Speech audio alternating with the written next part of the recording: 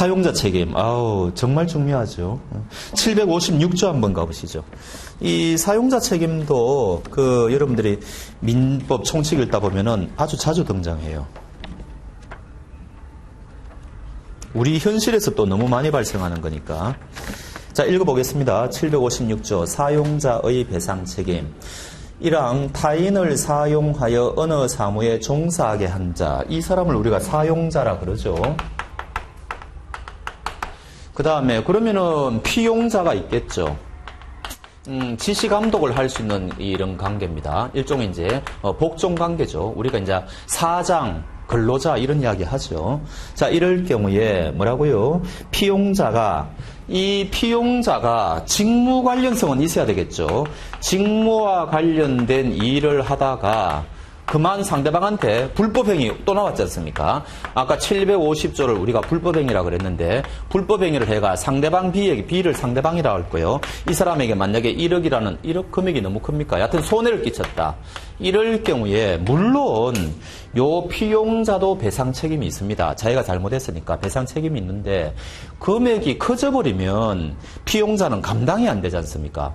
예를 들어가 여기 중국집 사장이라고 생각하시고 그 다음 여기 철가방이라고 생각해 보십시오. 철가방이 짜장면 배달 가다가 사고 쳤다. 그래서 이 사람에게 중상을 입혔다. 사망케 이르렀다. 감당이 안 되잖아요. 이때 B는 당신이 고용한 사람이니까 당신이 책임을 져라. 요거를 우리가 사용자 책임이라고 그럽니다.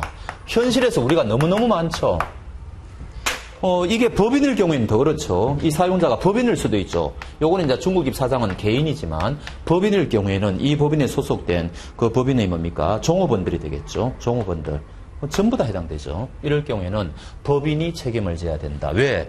평소에 이런 사람들을 고용해가지고 이익을 누리고 있으니까 손해가 발생했을 때도 그 일을 맡긴 사용자가 책임을 지는 게 옳다. 이런 취지입니다. 그 대신에 이게 만약에 1,000만 원 손해가 발생했다면 이 사용자는 이쪽으로 1,000만 원 이제 배상을 해야 되겠죠. 1,000만 원 손해배상 해주고 그 대신에 사용자는 피용자에게 구상권 행사는 가능해요.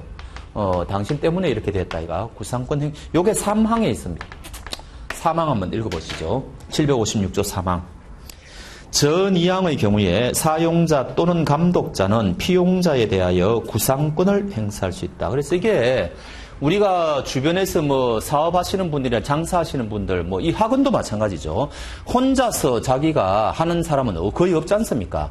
누군가를 고용해가지고 하죠. 이때 이 고용당한 피용자가 직무와 관련해가지고 이렇게 상대방한테 손해를 끼쳤을 때는 이 사람도 손해배상 책임이 있지만 이 사람은 변제 능력이 없는 경우가 많기 때문에 이 상대방을 구제하기 위해서 사용자가 책임져야 되는 것을 우리는 사용자 책임이라고 부릅니다. 그런데 무조건 책임지지는 않아요. 무조건은 아니고 면책 가능성이 있기는 있습니다. 756조에 뭐라고 되어 있는 거니까 내가 요 피용자를 선임할 때 최선을 다했다. 또 선임하고 난 뒤에 감독할 때도 최선을 다했다. 선임과 감독에 있어가지고 나는 아무런 잘못이 없다. 요거를 입증하면은 면책될 수는 있어요. 면책 가능성은 있습니다. 자, 756조 1항을 한번 읽어봅시다. 그러나 부분을 한번 읽어보시죠. 사용자가 피용자의 선임 및 그 사무감독에 상당한 주의를 한 때 또는 상당한 주의를 하여도 손해가 있을 경우에는 그러하지 아니하다. 이때는 면책된다는 이야기거든요. 그래서 선임 감독상에 최선을 다했다는 것을 입증하면은 사용자는 이쪽으로 돈 안 물어줘도 됩니다. 이때는 피용자만 돈을 물어주면 되는데 신기한 것은 우리 판례가 이때까지 면책을 인정한 적이 단 한 번도 없다 그래요. 단 한 번도 없다 그래요. 그러니까 이게 사고가 발생하면은 무조건 사용자가 책임을 져야 돼요. 면책이 안 돼요. 그래서 상대방을 구제하는 제도다. 이거를 우리가 사용자 책임이라고 그런다. 그렇게 하시면 됩니다. 자, 읽어봅시다. 사용자 책임이란 자기와 사용 관계에 있는 피용자가 그 사무집행에 관하여 제3자에게 가해 행위를 한 경우에, 그러니까 이런 말을 여러분들이 읽어 나가실 때 빨리빨리 이게 무슨 말인지를 알아들어야 된다는 거죠. 직독직해가 돼야 됩니다. 사용자가 이로 인한 손해배상 의무를 피해자에게 대하여 부담하는 것을 말한다. 기업이 평소에 종업원을 고용하여 이익을 누리니까 손해가 발생한 때는 기업이 배상하는 것이 공평하다는 것이다. 사용자의 면책, 조금 전에 말씀드렸죠. 그러면 제가 오늘 강의를 하는데 여러분들한테 5시간 강의를 예정해 놓고 2시간만 강의해 놓고 집에 일찍 간다든지 해가 여러분들한테 정신적 피해를 끼쳤다. 여러분들은 학원에 가가지고 손해배상 청구할 수 있겠습니까? 없겠습니까? 없어요. 왜 그럴까요? 학원하고 저하고는 지시감독 관계가 아니에요. 저는 독자적인 관계예요. 독자적으로 계약을 체결했지. 그러니까 요거를 이제 뭐 도급 비슷한 거라 근데 요게 전제 조건이 지시 감독 관계가 인정이 돼요. 지시 감독 관계가. 저는 이 학원에서 월급 받는 종업원이 아니라는 이야기죠. 쉽게 말하면은. 그러니까 저는 가도 됩니다. 자, 그 다음에 각종의 대차 한번 봅시다. 빌리고 빌려주는 것을 대차라 그러죠. 요게 3가지 종류가 있어요. 원래는 임대차 한번 보시죠. 우리가 제일 많이 발생하는 거죠. 임대차. 그럼 요 임대차는 뭔가 하니까 빌리기는 빌리는데 반드시 임대료를 지급해야 돼요. 그러니까 아까 말한 유상계약이죠. 대가를 치러야 되니까. 그래서 반드시 임대료를 지불해야 돼요. 근데 공짜로 빌려주는 것을 사용대차라 그래요. 요거는 이제 공짜죠. 그래서 요거는 무상계약이에요. 무상계약. 질문 드려보죠. 요 2가지는 뭔가를 빌려줬을 때 빌린 사람에게 소유권이 이전될까요? 안 될까요? 안 되죠.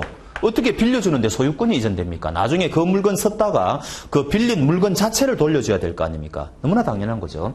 근데 소비대차는 뭔고 하니까 요거는요, 소유권이 이전되는 거예요. 상대방한테. 소유권이 이전되는 거예요. 대표적인 게 뭐예요? 금전이죠. 돈 빌려주면 소유권이 이전되지 않습니까? 그래서 나중에 똑같은 물건을 갚아주면 되는 거죠. 요거는 유상일 수도 있고 무상일 수도 있어요. 왜냐하면은 이자 받고 돈 빌려주면은 유상이죠. 그러나 무이자로 돈 빌려주면 이거는 공짜죠. 그래서 요 소비대차는 유상일 수도 있고 무상일 수도 있어요. 그래서 빌려주는 관계가 3가지가 있다. 이렇게 생각하시면 됩니다.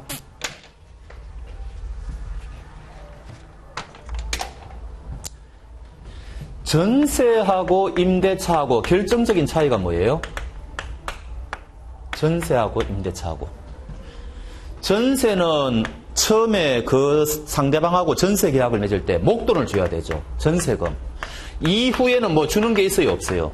없죠. 요 전세금에 대한 이자가 임대료 택이 되는 겁니다. 한꺼번에 처음에 목돈 줘놓고 거기서 나오는 이자가 임대료 택. 근데 요 임대차는 매달 임대료라는 걸 지불해야 되죠. 근데 임대료 지급할 때 보통 보증금이 있어요? 없어요? 현실에서 되게 있죠. 근데 보증금이 필수 요건은 아니에요. 보증금이 없는, 굉장히 어떤 싼 데는 우리가 뭐 쪽방촌 이런 데는 보증금이 없지 않습니까? 그건 없어요. 싸걸세라 그러죠. 대개는 보증금이 있죠. 그래서 임대차는 보증금이 있는 경우도 있고 없는 경우도 있는데 요거는 매달 나가는 거고 요거는 한꺼번에 목돈 줘놓고 이후에는 안 나가는 거예요. 그 다음에 요 전세는 2가지 종류가 있죠. 아까 말씀드렸죠. 전세권이라는 게 있고 채권적 전세라는 게 있다고 그랬죠. 요거는 등기를 해야 된다고 그랬습니다. 그래서 전세권 등기를 하면은 요거는 전세권이 되는 거예요. 요거는 물권이라 그랬죠. 요거는 등기 안 하는 거예요. 요거는 채권이에요. 여러분들이 전세 산다 할 때는 보통 뭐라고요? 요거예요, 요거. 요 채권적 전세는 문제가 발생하지 않습니까? 그러면 그 임대차에 준해서 법적 취급을 받아요. 이거는 물건이 아니기 때문에 임대차 그렇게 됩니다. 요 전세 제도는 전 세계에서 우리나라만 있는 제도예요. 외국은 없어요. 특이한 제도라 그러죠. 그래서 그 신혼부부 그거 할 때 전세가 유리하다는 거예요, 불리하다는 거예요. 전세 제도가. 양면을 다 갖고 있습니다. 처음에 집을 마련할 때, 전세를 마련할 때 전세금이라는 목돈이 필요하니까 그거는 불리하죠. 언제 돈 벌어가 전세금을 마련합니까? 그런데 이게 나중에 나올 때 찾아올 수가 있으니까 그거는 유리한 거죠. 그러니까 일장일단이 있는 거예요. 그러니까 우리나라 부동산 시장이 지금 임대차에서 어디로 옮겨가고 있다고요? 거꾸로 전세에서 임대차로 지금 옮겨가고 있다 그러지 않습니까? 요거 나왔으니까 오늘 이제 마지막에 입증 책임 하나만 남았는데 요거 한번 해봅시다. 잘 됐네요. 여러분들 요거는 그 시험을 떠나가 여러분들이 꼭 하셔야 되는 거예요. A가 주택 가지고 있습니다. 주택 소유자예요. 질문. 뭔가를 소유하고 있다면 이 사람 세 가지 할 수 있다 그랬죠? 뭐라 그랬습니까? 이 주택 사용할 수 있고 수익 누릴 수 있고 처분할 수 있다 그랬죠. 이게 소유의 3대 기능이라 그랬지 않습니까? 그럼 얘가 요거 두 가지를 포기하는 거, 요 B에게 1월 1일부터 12월 31일까지 전세 계약 채권입니다. 요거 채권적 전세. 채권적 전세 계약을 맺을 수도 있고, 그 다음에, 임대차 계약을 맺을 수도 있어요. 어찌됐든 간에 이런 계약을 체결했습니다. 그래서 이 사람이 지금 이 주택을 이 주택에 대해서 임차권이 있다고 칩시다. 임대차 계약을 체결하면 임차권이 있죠. 채권적 전세도 임대차하고 비슷한 거라 그랬지 않습니까? 그럼 이 사람은 이 주택에 대해서 사용 수익권이 생긴 거예요. 몇 년 동안은? 1년 동안은. 그죠? 그러면 이 집주인은 뭐를 아직 가지고 있어요? 처분할 수 있죠. 그래서 6월 1일 날 팔았습니다. 매도해가지고 그냥 편의상 6월 1일 날 바로 이전 등기가 얘한테 갔다고 칩시다. 그럼 이 주택에 대해서 얘가 새로운 소유자가 되었죠. 무슨 말인지 아시겠죠? 그럼 얘가 소유자가 됐다는 말은 얘는 또 뭐 할 수 있다는 이야기예요. 이 주택에 대해서. 사용, 수익, 처분할 수 있죠. 그러면 얘는 6월 1일부터 사용 수익권이 생긴 거예요. 얘는. 그죠? 얘는 몇 월 며칠부터 사용 수익권이 생긴 거예요. 1월 1일부터. 됩니까? 그럼 얘는 이 주택을 임대를 받은 사람이니까, 전세 받은 사람이니까 1월 1일부터 사용 수익권이 생긴 사람이고, 얘는 이 주택을 매수한 사람이어서 새로운 소유자가 됐으니까 6월 1일부터 생긴 거예요. 이때 C가 요 B에게 6월 1일 날 와가지고 내가 사용 수익권이 있으니까 나가라 이렇게 이야기한다는 거죠. 그러면 법 이론적으로 B는 나가야 됩니까? 12월 31일까지는 살 수 있습니까? 누가 이겨요? C가 나가라 그러면 C가 이길까요? B가 이길까요? 이 이야기입니다. 법 이론적으로. C가 이깁니다. 그러니까 이게 이제 여러분들이 잘 모르시는 거죠. C가 이겨요. 이유가 뭘까요? 요 사람이 가지고 있는 소유권은 물권입니까? 채권입니까? 물권. 물권은 누구에게 주장할 수 있어요? 모든 사람에게. 그러면 얘는 모든 사람에게 주장할 수 있으니까 B에게 주장할 수 있어요? 없어요? 있죠. 얘가 가지고 있는 사용수익권은 물권이에요? 채권이에요? 채권. 채권은 누구에게 주장할 수 있어요? 모든 사람에게 주장할 수 있어요? 특정인에게만 주장할 수 있어요? 특정인. 그러면 얘의 임차권은 얘는 누구에게만 주장할 수 있어요? A에게만 주장할 수 있어요. 계약을 체결한. 그래서 A가 나가라 그러면 버틸 수가 있어요. 이거는. 그죠? 그런데 얘는 요 사람한테는 자기의 채권을 주장할 수 있어요? 없어요? 없어요. 그러니까 둘이 싸우면은 누가 이겨요? 얘가 이겨요. 이론적으로. 쫓겨나야 돼요. 그래서 이게 이제 물권과 채권의 차이점인데 이거를 100% 관철시키면 어떤 결과가 발생할까요? 나무 집에 새 들고 있다가 혹은 전세 살고 있다가 주인이 집만 팔아버리면 이 사람은 어떻게 해야 된다는 거예요? 쫓겨나야 된다는 거 아니에요. 그럼 불안해서 이거 살 수가 있겠습니까? 사회적으로도 큰 문제가 생기죠. 실제로 1980년대 초반에 실제로 그런 문제가 많이 발생했어요. 그래서 요 사회적 약자인 B를 보호하기 위해서 민법은 이런 거를 버틸 수 있는 거를 대항요건이라고 그래요. 아까도 선의의 제3자에게 대항할 수 없다 이런 말씀 드렸죠. 마찬가지예요. 얘가 나가라 그래도 버틸 수 있는 그런 어떤 요건을 갖추면 버틸 수 있다는 거예요. 그런 거를 대항요건이라고 그러는데 민법에는 어떤 게 있는 거니까 빨리 621조 한번 가보시죠. 어떻게 돼 있는 거니까. 621조.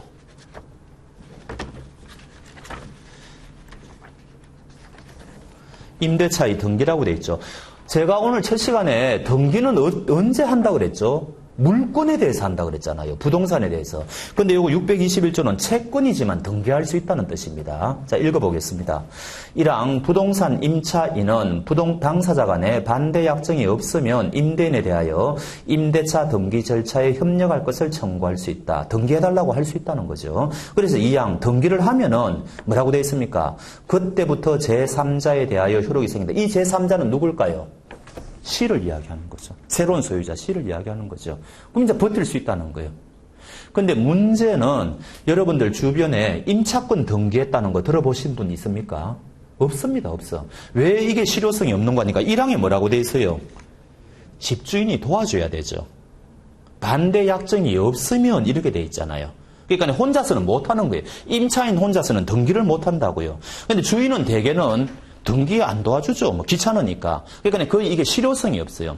그러니까 이게 막 쫓겨나는 거예요. 쉽게 말하면 B는. 그래서 이때 등장하는 게 특별법입니다. 이 특별법이 어떤 특별법이 있는 거니까 여러분들이 이거 잘 아실 거예요. 주택임대차보호법이라는 거예요. 상가도 마찬가지예요. 상가도 똑같은 문제가 발생하거든요. 옛날에 여러분들 그 버스 타고 가다 보면은 그 상가 건물에 뭐 주인은 각성하라 이런 거 막 이게 다 이 사유 때문에 그런 거예요. 그래서 주택이나 상가의 경우에는 어떤 요건을 갖추느냐? 주택은요 2가지 요건이에요. 요즘은 동사무소를 안 하죠. 자치 뭐라 그러죠? 전입신고하고 이사를 와가지고 점유하면 돼요.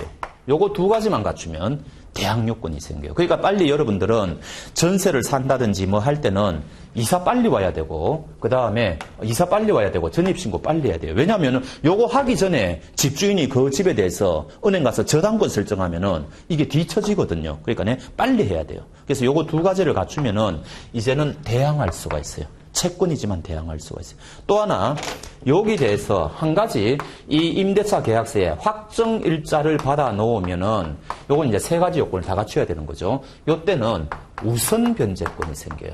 이 집에 경매가 들어가더라도 이 사람은 채권자이지만 물권자가 아닌데 채권자이지만 돈을 먼저 받아갈 수가 있어요. 물론 자기보다 앞순위 사람한테 대해서는 못 집니다. 그러나 이제 채권이지만 우선 변제권이라 해가 일정 금액은 받아갈 수가 있어요. 그래서 요거 여러분들 나중에 이제 그거 할 때 확정일자 빨리 받으셔야 되고 확정일자는 법원에 가도 되고 공정인한테 가도 되고 동사무소 가도 될 겁니다. 이거 한 옛날에는 1,000원 정도밖에 안 했는데 요즘 모르겠네요. 하여튼 그러니까 이게 어떤 전입신고를 해야 되는데 이런 사람들 있죠. 국회의원 선거할 때 보궐선거할 때 내가 아는 사람이 저기 성남에 나왔다. 그래서 내 주민등록을 떼가 글로 가가지고 그 사람 찍어주기 위해서 전입신고 옮기는 사람이 있죠. 그거 굉장히 위험한 거예요. 이게 없어져 버리지 않습니까? 대항 요건이 없어져 버린다고요. 그러니까 전입신고 함부로 바꾸면 안 되는 거예요, 이게. 요거를 꼭 알아놓으십시오. 물권 같은. 그게 이제, 그래서 제가 임대차 하다 보니까 요게 생각이 났네요. 자, 그 다음에 15페이지 입증 책임으로 가보겠습니다. 요거는 민사소송법에 나오는 건데 우리 그 민법을 공부하다 보면은 굉장히 많이 등장을 해요. 입증 책임이 누구에게 있는가, 판례는 누구누구라고 한다 이런 게 많이 나오거든요. 그래서 이걸 아셔야 돼요. 자, 지금 이 갑이라는 이 판사 앞에 누가 와 있는 거니까 A가 원고인데 이 사람은 돈 빌려줬다는 거예요. 내가 이 사람한테 200만 원 빌려줬다. 근데 B는 빌린 바 없다. 이렇게 이야기하는 거예요. 둘 중 한 사람은 지금 거짓말하고 있는 거죠. 그러면은 이 민사소송은 증거죠. 증거를 가져와야 되는데 아니 만약에 뭐 온라인으로 보내줬다면 증거가 있을 것이고 또 목격자가 있다든지 차용증이 있다면 증거가 있겠죠. 아무 증거가 없어요. 그러면 판사는 증거가 없는데 도대체 어떻게 심판할 거냐. 판사는 무선부선은 할 수가 없다 그랬지 않습니까. 둘 중 한 사람은 거짓말하고 있는데 둘 중 한 사람은 졌다 이겼다 해야 되거든요. 이때 판사는 도대체 어떻게 해야 되느냐. 이때 등장하는 게 입증 책임이라는 용어예요. 누군가에게 당신이 요거를 돈을 빌려준 거를 입증할 책임이 있다. 근데 당신 입증 못하네. 그럼 당신 지는 거야. 이렇게 되는 거예요. 혹은 당신이 빌린 바 없다고. 그럼 당신이 그거 입증해야 돼. 근데 입증 못하네. 그럼 당신이 지는 거야. 이런 식이 되는 거예요. 그래서 입증 책임이라는 말은 요 사람에게 입증 책임이 있다는 말은 굉장히 불리해지는 거예요. 자기가 입증 못하면 지는 거니까. 자, 그래서 한번 읽어봅시다. 소송상 어느 요정이라는 말은 증거를 요한다 이런 이야기죠. 요정 사실의 존부가 있고 없고가 진위불명, 진짜인지 가짜인지 불명에 빠질 때 당의 사실이 존재하지 않는 것으로 취급되어 당사자 일방이 받는 불이익을 말한다. 당신이 돈 빌려준 거 입증해 이렇게 판사가 이야기하는데 이 사람이 입증을 못하지 않습니까? 그러면 판사는 당신은 돈 빌려준 사실이 없다 이렇게 인정해버리는 거죠. 그래서 당신 패소 이런 판결을 내릴 수가 있다는 겁니다. 그래서 사례 대여금 청구사 그 증거 없을 때의 패소 위험을 말한다. 사례 대여금 청구 사건에서 금전을 대여하였다는 사실이 진위불명의 상태에 이르면 대여 사실이 없는 것으로 취급한다. 왜? 증거를 갖고 오지 못하면 이런 거죠. 원고 패소 판결을 하게 되는 것이다. 입증 책임이란 쉽게 말해서 패소를 면하기 위하여 증거를 대어야 하는 책임을 말하는 것이다. 이런 일 현실에서 굉장히 많습니다. 아는 사람들 간에는 차용증 안 쓰지 않습니까? 나중에 이제 문제가 발생하는 거예요. 자, 그럼 누가 입증 책임을 지는가? 1번, 권리의 존재를 주장하는 사람은 요건에 대해서 입증을 책임을 집니다. 권리, 근거의 요건 사실. 즉, 매매 계약에 기한 권리를 주장한다. 자, 돈 달라. 뭐 이런 거 있죠. 이때는 매매 계약이 성립되었다는 것을 입증할 책임이 있다는 거죠. 근데 매매 계약이 성립되었다는 사실을 입증 못하면 이 사람은 지는 거죠. 2번, 권리의 존재를 다투는 자. 이때는 반대 사실을 입증해야 됩니다. 위 사례에서 상대방은 그 계약은 무효다 입증하면 되는 거죠. 또 내가 돈을 갚았다 입증하면 되는 거죠. 이런 거를 입증하면 된다. 자, 3번 입증 책임과 관련된 제도 추정. 어떤 사실이나 법률 관계가 불분명한 경우가 있다. 이때 일단 어느 한쪽으로 정한 후 그것이 실제와 다른 경우에 이를 다투는 자가 입증 책임을 지고 그에 따라 번복을 했다. 빨리 30조 한번 가보시죠. 그래서 요 민법 공부하시다 보면은 우리 판례는 이런 경우에는 입증 책임이 누구누구에게 있다. 이제 이런 식으로 이제 가는 거죠. 예를 하나 들어볼까요? 아까 이런 말씀 드렸죠. 17세 미성년자가 있고 얘가 건물 팔 때는 B라는 법정 대리인이 있다 그랬죠. 요 사람이 동의를 받아서 팔면은 이거는 취소가 안 된다 그랬습니다. 이거는 완벽한 법률행위라 그랬죠. 그런데 이거에 대해서 지금 당사자가 다투고 있어요. A는 뭐라고 이야기하는 거니까 나는 동의받은 바 없다. 그래서 이 매매 계약 취소하겠다. 이렇게 지금 이야기를 하고 있고 아마 집값이 올랐는 모양이죠. 상대방 씨는 너 무슨 소리냐? 너 동의받았지 않느냐? 동의받았다. 이렇게 지금 주장하고 있다는 거죠. 두 사람 말이 다르죠.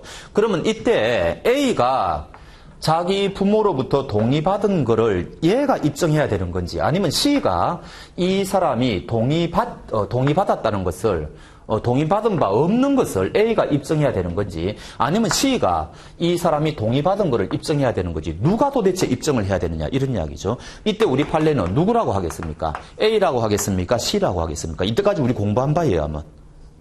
C죠. 왜? 우리 민법은 누구를 최고를 보호한다고요?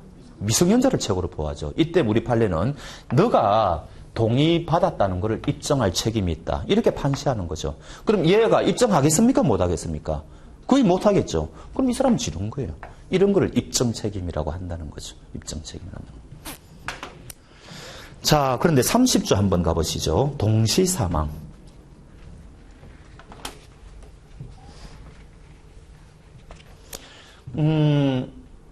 어머니하고 아들이 비행기를 타고 갔는데 이 비행기가 추락했습니다.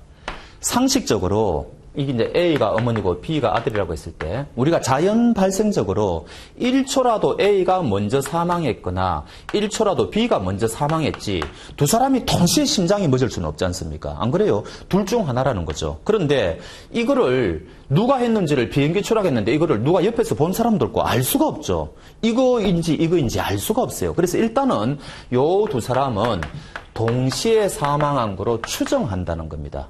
일단은 이렇게 보자는 거죠. 근데 다행히 목격자가 있어가지고 아닙니다. A가 먼저 사망했습니다. 그러면은 이거는 뒤집어지는 거예요. 요거를 추정이라고 그럽니다. 그래서 일단 이렇게 보자는 거죠. 여러분들이 이거 추정이라는 말 많이 하지 않습니까? 그게 지금 3번에 있어요. 입증 책임과 관련된 제도, 추정.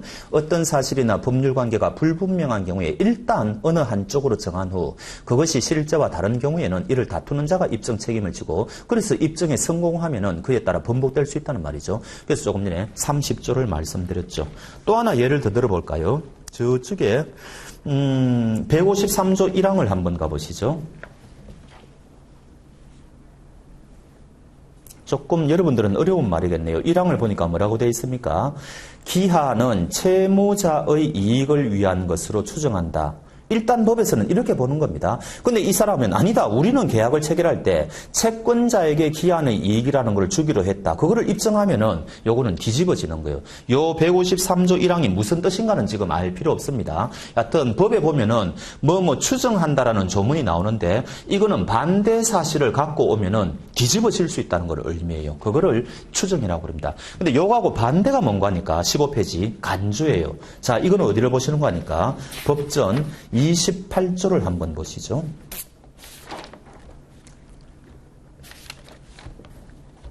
실종선고라는 게 있습니다. 거기 읽어보겠습니다. 28조 실종선고의 효과. 실종선고를 받은 자는 전조의 기간이 만료한 때 사망한 것으로 추정한다라고 되어 있습니까? 본다라고 되어 있습니까? 본다. 본다는 간주한다라는 뜻이에요. 간주한다.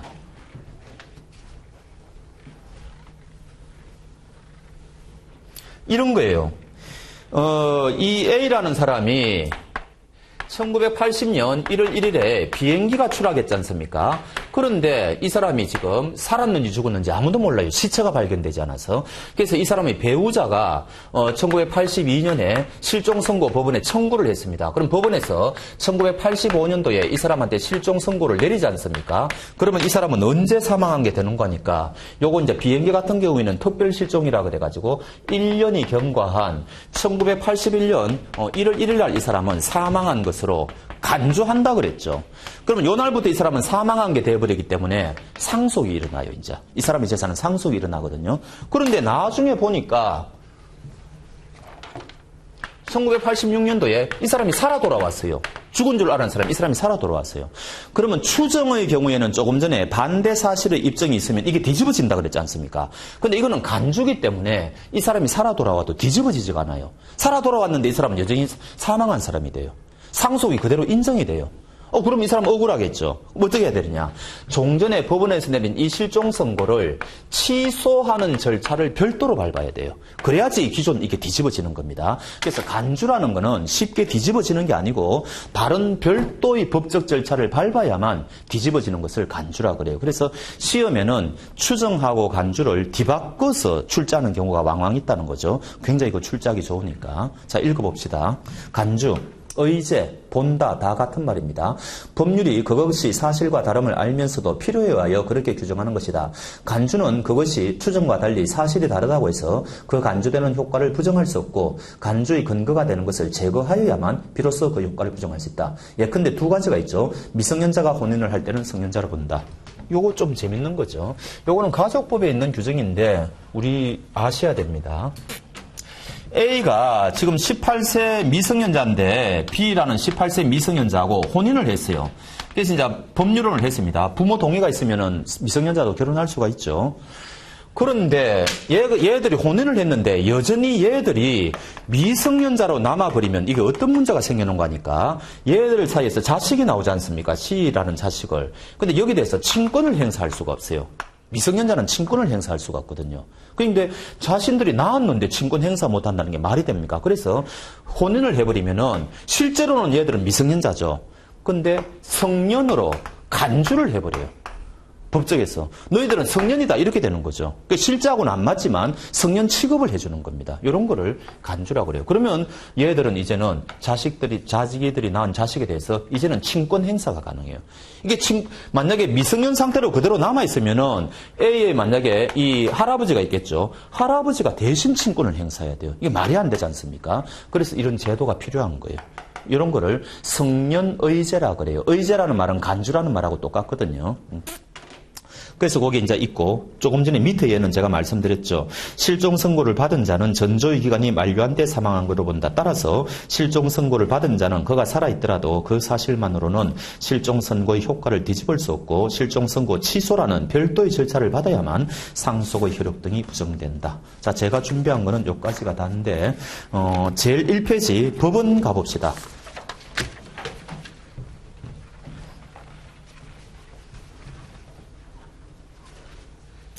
제가 오늘 이런 말씀 드렸죠. 우리 시험에 판례가 최소한 13문제 정도는 최소한 나온다 그랬습니다.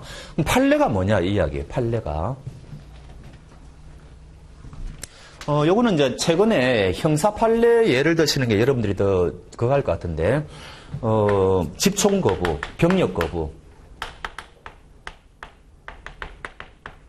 이때까지 우리나라 대법원은 여기 대해서 쭉 유죄 선고를 내렸습니까? 무죄 선고를 내렸습니까?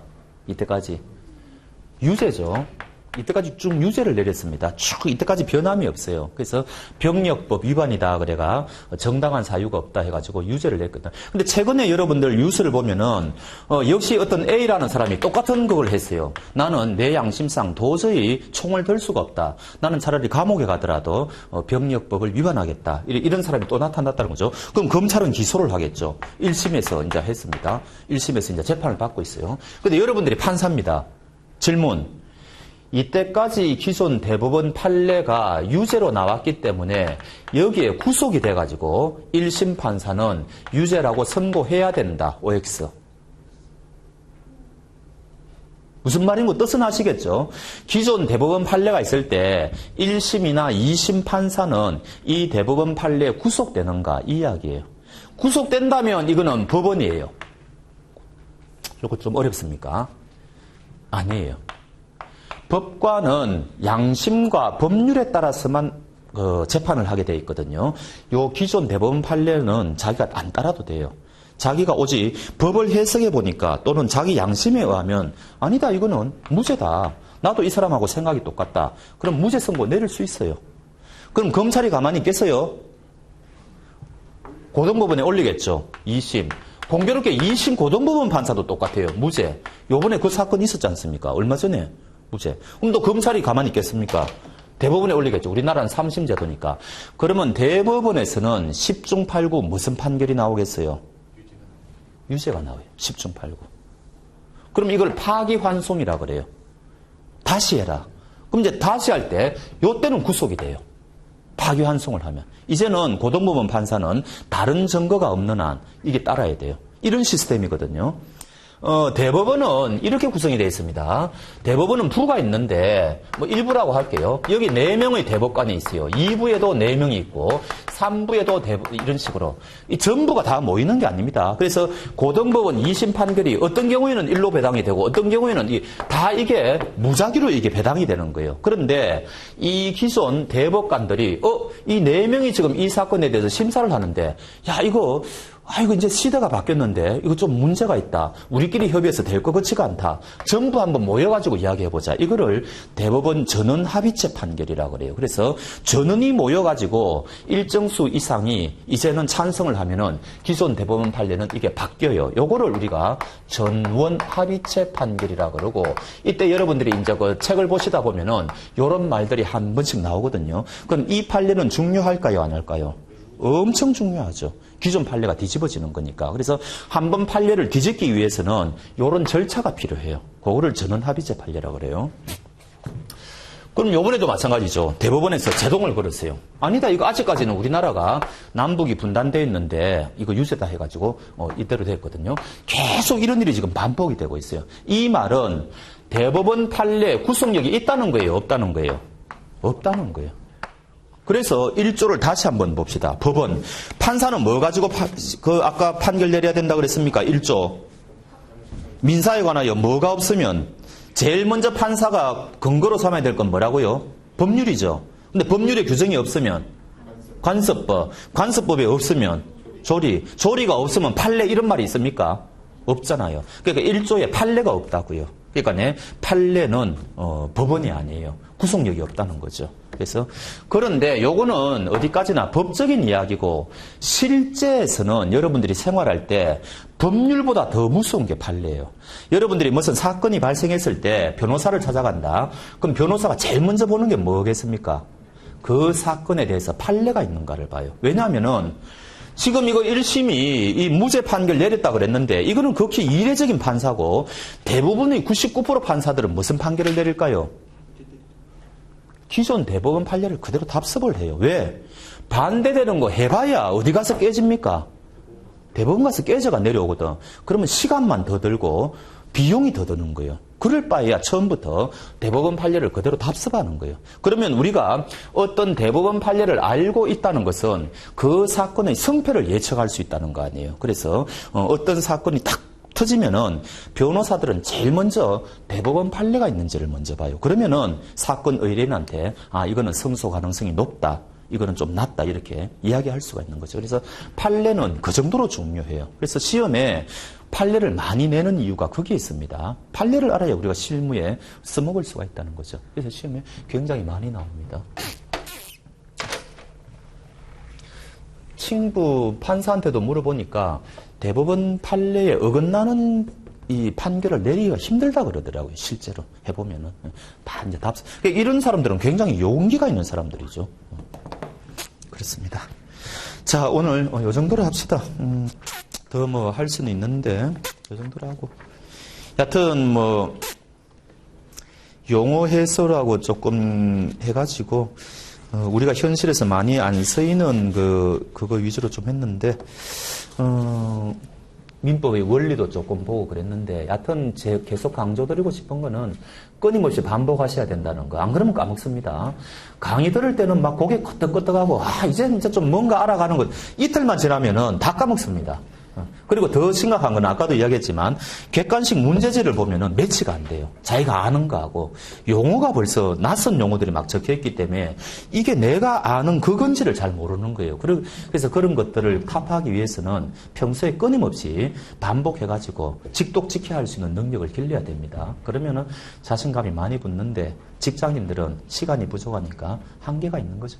그래도 용케 다 시험에 합격하시더라고요. 그러니까 민법은 이렇게 어렵고 조금 그거 한 거는 있지만 공부해 보신 분들은 재미있다는 것도 많이 느낍니다. 다 이구동성으로 그런 말씀을 하세요. 우리 실생활하고 관련이 되기 때문에 참 이게 재미있구나 이런 이야기를 하니까 그런 부분에 희망을 갖고 나중에 공부해 보시고 나중에 개강은 언제 할지 모르겠습니다만 언제 한다 그럽니까? 저는 많이 못 들었는데 우리 학원에서 개강이가 여러분들이 인연이 되면 또 오시고 아니면 딴 데 가서 또 하시고 그거는 뭐 하겠습니다. 자, 그럼 오늘 요 정도로 하고.